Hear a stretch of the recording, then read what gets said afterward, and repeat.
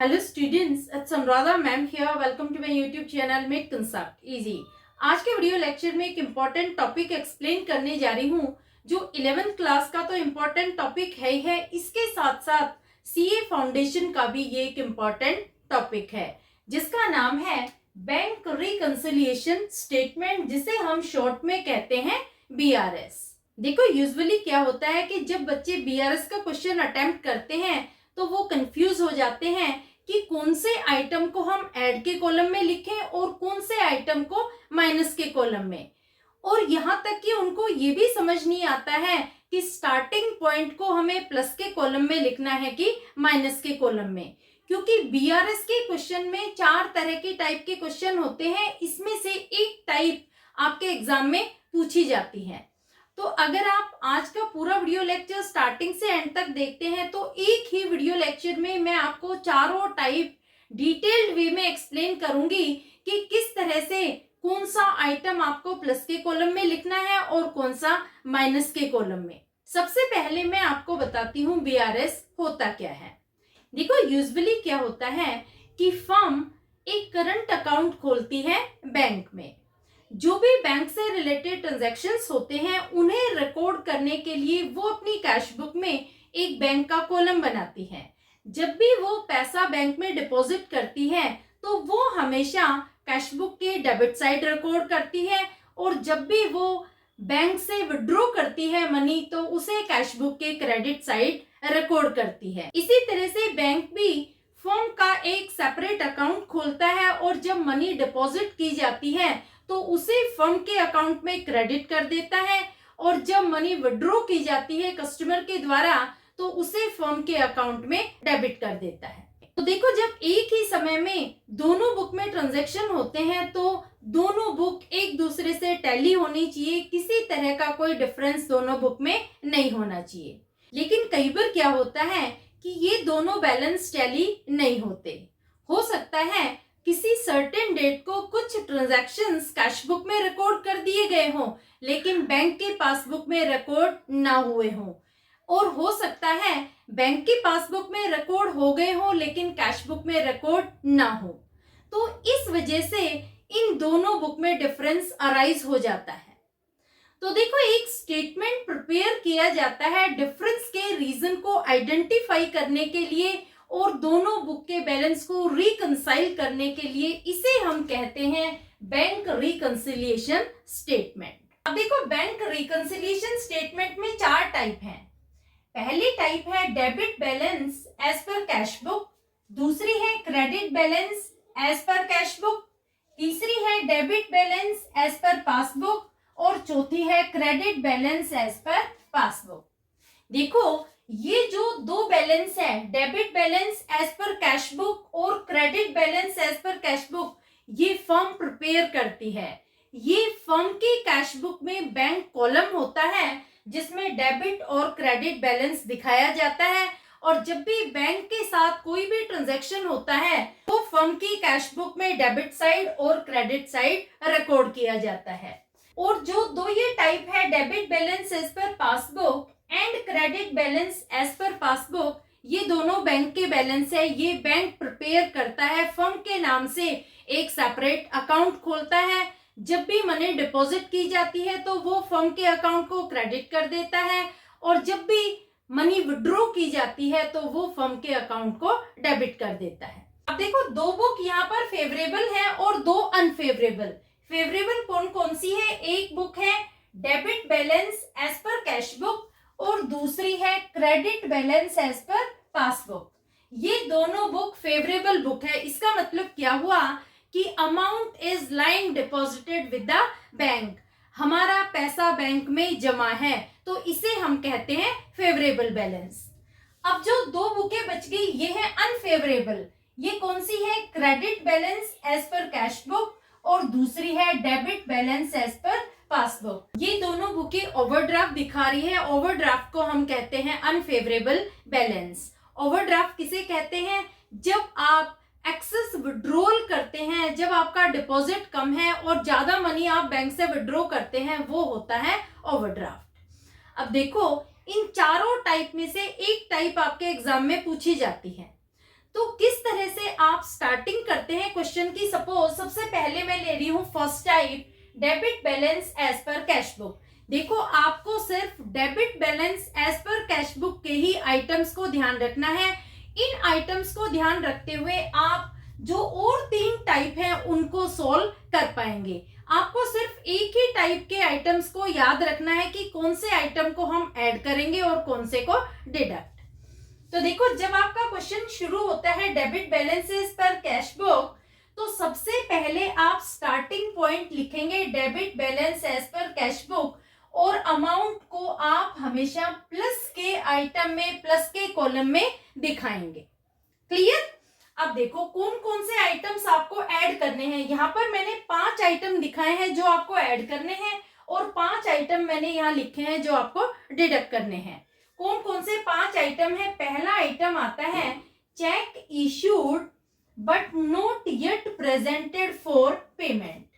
देखो जैसे आपके फर्म ने चेक इश्यू कर दिया आपने क्रेडिटर को, लेकिन क्रेडिटर ने अभी तक चेक को प्रेजेंट नहीं किया है बैंक में पेमेंट के लिए, तो आपने क्या किया, जब चेक इश्यू किया था इमीडिएटली कैश बुक को रिड्यूस कर दिया था, लेकिन बैंक का बैलेंस अभी तक रिड्यूस नहीं हुआ है। बैंक का बैलेंस एज इट इज है, क्योंकि चेक को अभी तक बैंक में प्रेजेंट ही नहीं किया गया है। तो यहाँ पर डिफरेंस अराइज हो गया, कैश बुक तो रिड्यूस हो गई लेकिन बैंक का बैलेंस एज इट इज है। तो बैलेंस को रिकंसाइल करने के लिए आप इस आइटम को ऐड कर देंगे। Clear. Second point is credit made by bank for interest. देखो जब आप मनी डिपॉजिट करते हैं बैंक में, तो बैंक आपको इंटरेस्ट अलाउ करता है, और हर 6 महीने में वो आपके अकाउंट को क्रेडिट कर देता है इंटरेस्ट की अमाउंट से। तो बैंक की पासबुक का बैलेंस तो बढ़ जाता है, लेकिन जो कैश बुक का बैलेंस है वो एज इट इज है। तो यहाँ पर डिफरेंस हो गया, क्योंकि आपको कोई इंटीमेशन नहीं मिली, आपने कैश बुक के डेबिट साइड रिकॉर्ड नहीं किया जो इंटरेस्ट की अमाउंट थी। जैसे ही आपको इंटीमेशन मिलती है आप उस अमाउंट को रिकॉर्ड करते हैं debit side of cash book. तो ये प्लस का आइटम है credit made by bank for interest. Next point is amount directly deposited by customer into bank. देखो कई बार क्या होता है कि आप जिसे सामान बेचते हैं वो कस्टमर आपके अकाउंट में डायरेक्टली डिपॉजिट कर देते हैं। तो जैसे ही बैंक मनी रिसीव करता है वो आपके अकाउंट को क्रेडिट कर देता है, लेकिन आपको पता नहीं होता कि बैंक में आपके अकाउंट में बैलेंस इंक्रीज हो गया। आपकी जो कैश बुक होती है वो कम बैलेंस की होती है, डिक्रीज्ड बैलेंस की होती है as compare to bank passbook. तो इस डिफरेंस को रिकंसाइल करने के लिए हम इस आइटम को ऐड करेंगे। जब भी कोई कस्टमर डायरेक्टली अमाउंट डिपॉजिट करता है आपके अकाउंट में, तो इस आइटम को हम हमेशा ऐड करेंगे। Next point is interest and dividend collected by bank. देखो कई बार क्या होता है कि बैंक आपके इन्वेस्टमेंट पर डिविडेंड और इंटरेस्ट कलेक्ट करके आपके अकाउंट को क्रेडिट कर देता है, लेकिन आपकी जो कैश बुक है वो उसका बैलेंस एज इट इज है। तो यहाँ पर पासबुक का तो इंक्रीज्ड बैलेंस है, लेकिन कैश बुक का बैलेंस डिक्रीज्ड है एज कंपेयर टू पासबुक। तो जब आपको इंटीमेशन मिलती है तो आप उस आइटम को ऐड करते हैं कैश बुक में। तो ये आइटम होगा एडिशन का। Next point is cheque paid into bank but omitted to be recorded in cash book.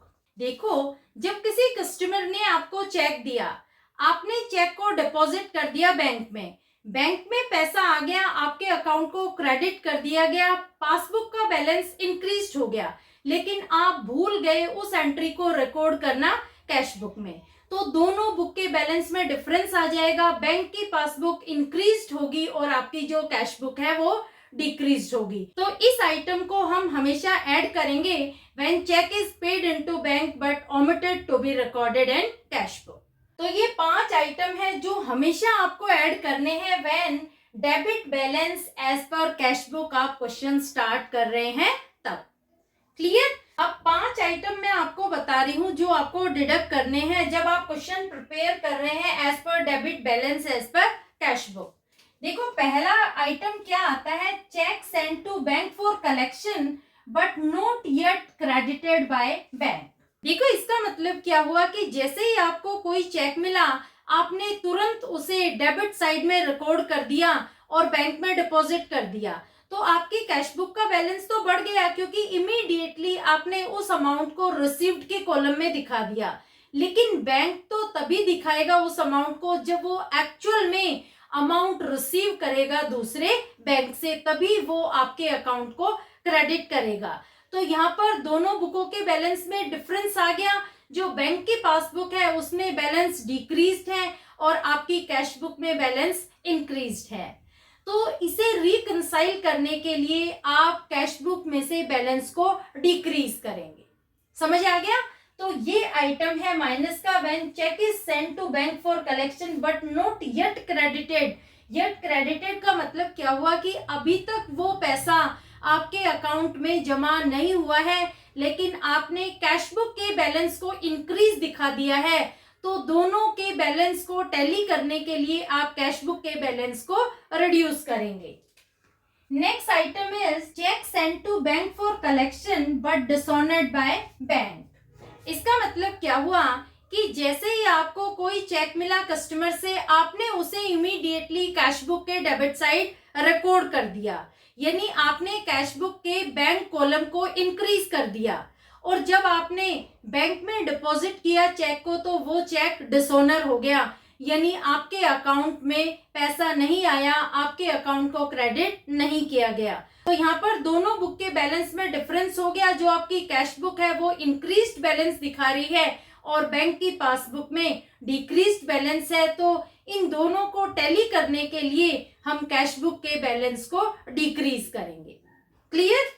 Next point is direct payment made by bank on behalf of a customer. देखो कई बार क्या होता है कि कस्टमर स्टैंडिंग इंस्ट्रक्शंस दे देता है, order दे देता है बैंक को डायरेक्ट पेमेंट करने के लिए। जैसे इंश्योरेंस प्रीमियम की पेमेंट है, रेंट की पेमेंट है, तो बैंक डायरेक्टली पेमेंट कर देता है और कस्टमर को पता नहीं लगता कि उसकी पेमेंट हो गई। तो यहाँ पर जब बैंक पेमेंट करता है तो वो हमेशा कस्टमर के अकाउंट को डेबिट कर देगा और जो कस्टमर है उसकी कैश बुक का बैलेंस हमेशा इंक्रीज दिखेगा। तो जब उसे इंटीमेशन मिलती है, बैंक की पासबुक अपडेट होती है या बैंक का कोई स्टेटमेंट मिलता है, तो वो उस अमाउंट को डिक्रीज करता है अपनी कैश बुक में से। तो ये आइटम माइनस का होता है when direct payment made by bank on behalf of a customer. Next point is debit made by bank for bank charges और कमीशन। देखो इसका मतलब क्या हुआ कि आपने अपने क्रेडिटर को चेक इश्यू किया, बैंक में उसे प्रेजेंट कर दिया, पेमेंट हो गई, तो बैंक की पासबुक का बैलेंस तो डिक्रीज हो गया, लेकिन आप उस एंट्री को रिकॉर्ड करना भूल गए अपनी कैश बुक में। उस ट्रांजैक्शन को आपने ओमिट कर दिया, तो कैश बुक का बैलेंस तो इंक्रीज्ड है लेकिन बैंक की पासबुक का बैलेंस डिक्रीज हो गया। तो इसे टैली करने के लिए हम कैश बुक के बैलेंस को डिक्रीज करेंगे। तो ये आइटम माइनस का है when cheque is issued but omitted to be recorded in cash book. Clear? समझ में आ गया? तो ये 5 आइटम है माइनस के और 5 आइटम है प्लस के। अब देखो जब आप टोटल करेंगे तो जो आंसर आएगा वो हमेशा होगा credit balance as per passbook, और ये हमेशा फेवरेबल बैलेंस होता है, ये आप ध्यान रखना। यानी जब आप स्टार्टिंग फेवरेबल बैलेंस से करेंगे तो उसकी एंडिंग भी फेवरेबल बैलेंस से होगी। तो ये आंसर हमेशा क्रेडिट बैलेंस आएगा और ये होगा एज पर पासबुक। अब देखो ये फर्स्ट केस था, ये केस था debit balance as per cash book. ये आपको क्लियर हो गया? अगर आपको ये केस समझ में आ गया तो ये जो 3 केस हैं ये आपको बहुत जल्दी से समझ में आ जाएंगे। अब सेकंड केस बता रही हूं, यह है credit balance as per cash book. इसमें आपको क्या करना है, इसमें आपको जो ये प्लस के और माइनस के आइटम्स हैं इनको एज इट इज रखना है, इनमें किसी तरह के भी कोई चेंजेस नहीं करने हैं। आपको सिर्फ एक चेंज करना है, वो क्या है कि जो आपका स्टार्टिंग पॉइंट है उसमें आप लिखेंगे credit balance as per cash book और उस अमाउंट को आप दिखाएंगे माइनस के कॉलम में। बस आपको इतना सा चेंज करना है कि आप स्टार्टिंग पॉइंट में लिखेंगे credit balance as per cash book, और यहाँ पर जो अमाउंट है वो आप माइनस के कॉलम में लिखेंगे, और सारे आइटम जो भी प्लस माइनस के हैं वो एज इट इज रखेंगे। क्लियर, समझ में आया? और जो आपका लास्ट में आंसर आएगा वो भी अनफेवरेबल होगा, यहाँ पर वो यहाँ पर माइनस का ही आंसर होगा, यहाँ पर कभी भी प्लस नहीं आएगा, यहाँ ओवरड्राफ्ट ही आएगा। वो होगा debit balance as per passbook. देखो, जब आप क्रेडिट बैलेंस से शुरू कर रहे हैं कैश बुक की, तो आंसर हमेशा डेबिट बैलेंस पासबुक का होगा। तो ये दोनों ही अनफेवरेबल हैं, यानी ये दोनों ही बैलेंस ओवरड्राफ्ट के हैं। तो सेकंड केस भी आपको क्लियर हो गया कि जब credit balance as per cash book होगा तो आप क्या करेंगे, जो प्लस और माइनस के जो भी आइटम्स मैंने आपको एक्सप्लेन किए हैं उन्हें आप वैसे ही लिखेंगे। सिर्फ आपको स्टार्टिंग का पॉइंट चेंज करना है। स्टार्टिंग पॉइंट में लिखेंगे credit balance as per cash book, और अमाउंट आप दिखाएंगे माइनस के कॉलम में। क्लियर? तो ये कैश बुक आपको अच्छे से समझ में आ गई। अब मैं आपको बता रही हूँ बैलेंस एज पर पासबुक। देखो, अब प्रॉब्लम अराइज होती है, बच्चे मिस्टेक कहाँ कमिट करते हैं जब क्वेश्चन में बैलेंस एज पर पासबुक दिया होता है। तो ये मैं आपको बहुत ही इजीएस्ट वे से बता रही हूँ, बहुत ध्यान से सुनना। अगर आपका क्वेश्चन शुरू होता है debit balance as per passbook, इसका मतलब क्या हुआ कि ये अनफेवरेबल बैलेंस है, ये फेवरेबल बैलेंस नहीं है, ये एक ओवरड्राफ्ट का बैलेंस है। तो इसमें आप क्या करेंगे, सबसे पहले तो आप स्टार्टिंग पॉइंट में लिखेंगे डेबिट बैलेंस, और यहाँ पर आप माइनस में ही दिखाएंगे क्योंकि ये ओवरड्राफ्ट है, ये अनफेवरेबल बैलेंस है। तो जो भी स्टार्टिंग की अमाउंट है उसे आप माइनस के कॉलम में रखेंगे। और आपको मेन काम क्या करना है, यहाँ पर आपको जो प्लस के आइटम है वो सारे लिखेंगे माइनस के कॉलम में, और जो माइनस के आइटम्स है वो सारे लिखेंगे प्लस के कॉलम में। देखो, आइटम टू बी डिडक्टेड, ये मैंने लिखा है ना, आइटम टू बी एडेड, इनको आप लिखेंगे items to be deducted. Items तो यही सारे होंगे, लेकिन इन्हें आपको ऐड नहीं करना है, इन्हें आपको माइनस करना है। और जो आइटम आप माइनस कर रहे थे उन्हें अब आप ऐड कर देंगे, आइटम्स टू बी एडेड। ये आपको ध्यान रखना है। अगर आपने इतना ध्यान रख लिया तो मैं आपको डेफिनेटली कह रही हूं, आपके क्वेश्चन के गलत होने के किसी तरह के कोई चांसेस नहीं होंगे। 100% आपका क्वेश्चन राइट होगा। आपको क्या करना है, जो प्लस के आइटम है उन्हें आप माइनस के कॉलम में लिखेंगे, और जो माइनस के आइटम है उन्हें आप प्लस के कॉलम में लिखेंगे जब क्वेश्चन आता है debit balance as per passbook. समझ आ गया? और आंसर क्या होगा, आंसर होगा credit balance as per cash book. यहाँ पर पासबुक नहीं होगी, यहाँ पर होगी कैश बुक, और आंसर यहाँ माइनस में ही होगा क्योंकि ये ओवरड्राफ्ट का क्वेश्चन है, ये अनफेवरेबल बैलेंस का क्वेश्चन है। समझ आ गया? यहाँ पर कैश बुक नहीं है, यहाँ पर पासबुक आएगी। अब देखो, अब आता है last case, that is fourth case. जो फोर्थ केस है वो है credit balance as per passbook. इसमें आप क्या करेंगे, इसमें आपको कुछ नहीं करना, सारे जो आइटम है एज इट इज लिखने हैं, जैसे आपने थर्ड केस में लिखे हैं वैसे।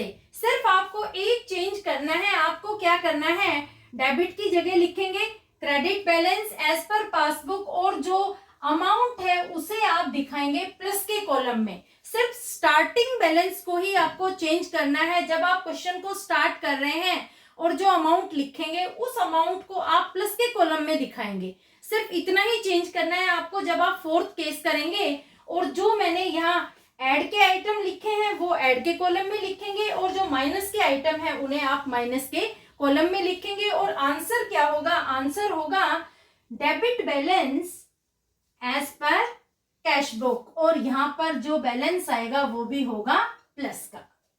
क्लियर? तो बीआरएस के क्वेश्चन में ये 4 केस होते हैं। इन 4 केस में से ही एक केस से रिलेटेड क्वेश्चन आता है। और देखो, आपको समझ में कैसे आएगा कि किस तरह से मुझे क्वेश्चन करना है। आपको स्टार्टिंग बैलेंस दिया होगा। कई बार क्या होता है कि जब क्वेश्चन स्टार्ट होता है तो स्टार्टिंग बैलेंस में ये नहीं बताते हैं कि ये डेबिट बैलेंस है या फिर क्रेडिट बैलेंस है। वो कैश बुक और पासबुक तो लिख देते हैं, लेकिन डेबिट और क्रेडिट वो प्रेस्क्राइब नहीं करते।